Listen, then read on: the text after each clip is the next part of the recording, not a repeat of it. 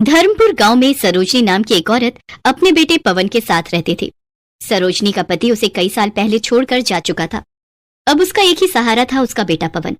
सरोजनी अपने बेटे को पढ़ा लिखा कर एक बड़ा आदमी बनाना चाहती थी, इसलिए वो लोगों के घरों में कामकाज करके पैसा कमाती थी। अपनी माँ को दिन रात इतनी मेहनत करती देख एक दिन पवन अपनी माँ से कहता है, माँ, तुम लोगों के घर घर जाकर काम करती हो, ये मुझे बिल्कुल अच्छा नहीं लगता। मैं पढ़ाई छोड़कर कुछ काम ढूंढ लेता हूँ। नहीं मेरे बच्चे, मैं खुद चाहे कितना भी कष्ट उठा लूं, पर तू अपनी पढ़ाई मत छोड़ना। भगवान करे तू पढ़ लिख कर बहुत बड़ा आदमी बने, तेरी बहुत अच्छी नौकरी लग जाए। मुझे तो बस उसी दिन का इंतजार है। पवन हनुमान जी का बहुत बड़ा भक्त था।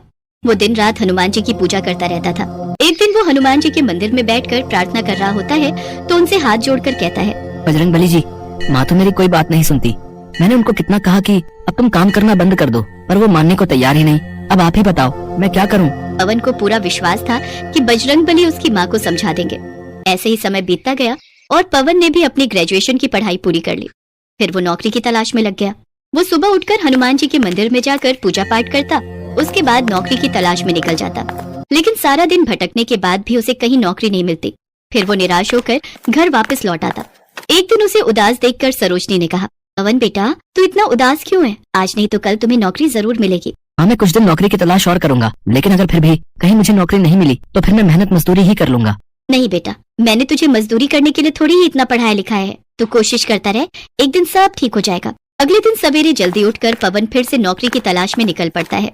अपने घर से कुछ दूर चलने पर ही उसे अपने स्कूल के पुराने मास्टर जी मिल जाते हैं। नमस्कार मास्टर जी, कैसे हैं आप? मैं बिल्कुल ठीक हूँ पवन, तुम बताओ तुम कैसे हो? अच्छा, वैसे तुम कहीं जा रहे हो? मैं तो तुम्हारे घर ही आ रहा था। हाँ मास्टर जी, मैं नौकरी की तलाश में निकला हूँ। खैर आप बताइए, आपने कहा आप मेरे घर ही आ रहे थे, कुछ काम था क्या?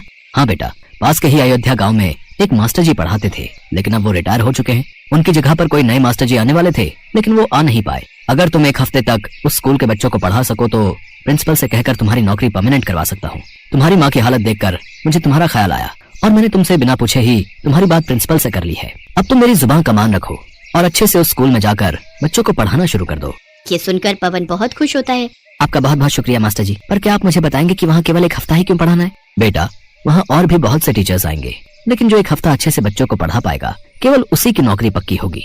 समझ लो, ये तुम्हारा इम्तिहान है पक्की नौकरी पाने का। जी मास्टर जी, आपका बहुत बहुत शुक्रिया। इसके बाद पवन घर आकर अपनी माँ को सारी बात बताता है। सरोजनी ये बात सुनकर बेहद खुश होती है। फिर वो बजरंग बली के सामने हाथ जोड़कर कहता है, हे बजरंग बली, मुझे ये परमानेंट सरकारी नौकरी दिलवा दीजिए। मैं उम्र भर आपकी सेवा करता रहूंगा। अगले दिन पवन ने अपना इंट्रोडक्शन प्रिंसिपल को जाकर दिया। उसके बाद प्रिंसिपल ने उसको क्लास में पढ़ाने के लिए भेज दिया।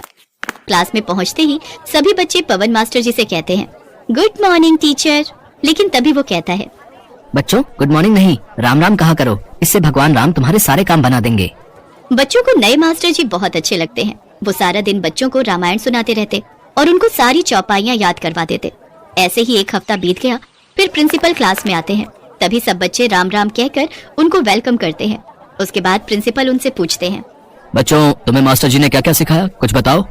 तभी सब बच्चे एक एक करके प्रिंसिपल को रामायण की चौपाइयाँ सुनाने लगते हैं। साथ ही सभी बच्चों को सारी की सारी रामायण मुख जुबानी याद हो गई होती है। ये देखकर वो हैरान होकर कहने लगते हैं, अरे मास्टर जी, आपने तो कमाल ही कर दिया। इतना तो हम कई सालों तक नहीं सिखा पाते जितना आपने एक हफ्ते में सिखा दिया। आपकी नौकरी पक्की हुई। आपका ऑफर लेटर मैं आपके मास्टर जी के हाथ भिजवा दूंगा। आप अपना सामान लेकर आ जाना। अगले दिन सुबह होते ही मास्टर जी पवन के घर पहुंच जाते हैं और उसका दरवाजा खटखटाते हुए कहते हैं, अरे पवन, अरे ओ पवन, दरवाजा खोल बेटा। तभी दरवाजा खोलते हुए पवन बाहर आता है। अरे आप, नमस्ते मास्टर जी, अब इतनी सुबह सुबह कैसे आना हुआ? आइए, अंदर आइए। पवन की माँ चारपाई पर लेटी हुई होती है। नमस्ते बहन जी, क्या हुआ? आपकी तबीयत कुछ ठीक नहीं लग रही। हाँ मास्टर जी, पिछले एक हफ्ते से माँ बहुत बीमार थी, लेकिन अब उनकी हालत में काफी सुधार है। मुझे माफ कीजिएगा, इसी कारण मैं स्कूल में पढ़ाने नहीं आ पाया। ये सुनकर मास्टर जी हैरान रह जाते हैं। अब ये तुम क्या कह रहे हो? उस स्कूल के प्रिंसिपल ने तो मुझे तुम्हारा ज्वाइनिंग लेटर देते हुए कहा है कि तुम्हारी नौकरी पक्की हो गई है। ये सुनकर पवन हैरान रह जाता है। उन्होंने मुझसे कहा कि पवन ने बच्चों को इतना अच्छा पढ़ाया जैसे कि आज तक कोई पढ़ा ना सका। लेकिन मैं तो वहाँ गया ही नहीं, मैं तो यहीं घर पर रहकर माँ की सेवा कर रहा था। ये कैसे हो सकता है? प्रिंसिपल साहब ने तो खुद मुझसे कहा है कि पवन ने तो बच्चों को राम नाम की बहुत अच्छी शिक्षा दी है। सभी बच्चों को चौपाइयाँ और रामायण याद हो गई है। पर मेरी समझ में नहीं आ रहा कि जब तुम नहीं गए तो वहाँ तुम्हारी जगह कौन गया था, और अब तो तुम्हारी नौकरी भी पक्की हो गई। ये सुनते ही पवन रोने लगा और रोते हुए कहने लगा, ये काम तो मेरे बजरंग बली ही कर सकते हैं। राम नाम की शिक्षा वही दे सकते हैं। और अपने भक्त को जब मुसीबत में पड़े देखा तो उसकी सहायता के लिए स्वयं ही आ गए।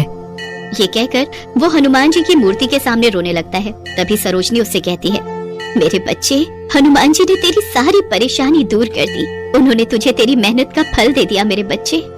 मास्टर जी ये सब देखकर हैरान रह गए और वो पवन से कहने लगे, पवन बेटा, बजरंग बली स्वयं तेरी सहायता के लिए दौड़े दौड़े चले आए। उनकी तुझ पर बहुत कृपा है। अब तो उनका नाम लेकर कल से नौकरी पर लग जा। अगले दिन सुबह सुबह पवन मंदिर गया और हनुमान जी का जप करने लगा। उसके बाद वो स्कूल जाकर अच्छे से बच्चों को पढ़ाने लगा।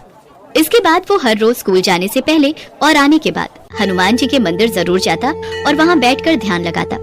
इसके बाद उनके अच्छे दिन आ गए। सरोजनी ने भी काम छोड़ दिया। अब उन्हें किसी चीज की कोई कमी न थी। सरोजनी और पवन अच्छे से अपनी जिंदगी व्यतीत करने लगे।